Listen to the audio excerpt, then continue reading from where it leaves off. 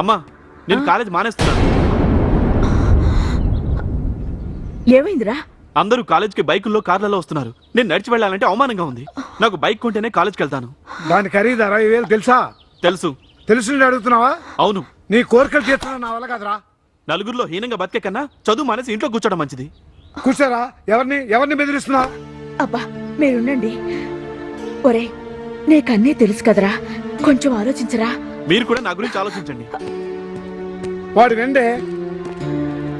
వాడు వినకపోతే మనం విందామండి. ఏంటి వినేది? ఇప్పటికే అప్పులతో పీకలతో కూరుకుపోయాం. అసలు మనమే వాడిని చెడగొడుతున్నాం. కుర్రాడు కాలేజీ చదువు, వాడి కోరికలు వాడుకుంటాయి. మనమే సర్దుకుపోవాలండి. అమ్మా ఆ అమ్మా రండి బాబాయ్. ఇవిగోనమ్మా కూరగాయలు. అవును, గౌతమ్ కాలేజీకి వెళ్ళాడా అమ్మా? వాడు వెళ్ళడంట. ఏమైందమ్మా? వాడికి బైక్ కావాలట. మొన్ననే కదా 1,00,000 రూపాయలు డొనేషన్ కట్టారు.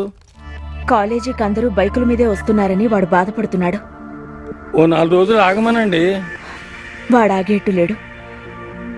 షోరూం వాళ్ళు 3-4 ఇన్స్టాల్మెంట్స్ కడితేనే బైక్ ఇస్తామంటున్నారు. ఆ డబ్బు ఎక్కడి నుంచి తేవాలో అర్థం కావడం లేదు. అలాగా? నాకు తెలిసిన మార్వాడి ఒక అతను ఉన్నాడు. అతను ఏమైనా ఇస్తాడేమో కనుక్కుంటాను. మీరు నిశ్చింతగా ఉండండి అమ్మా. వస్తానమ్మా. అలాగే.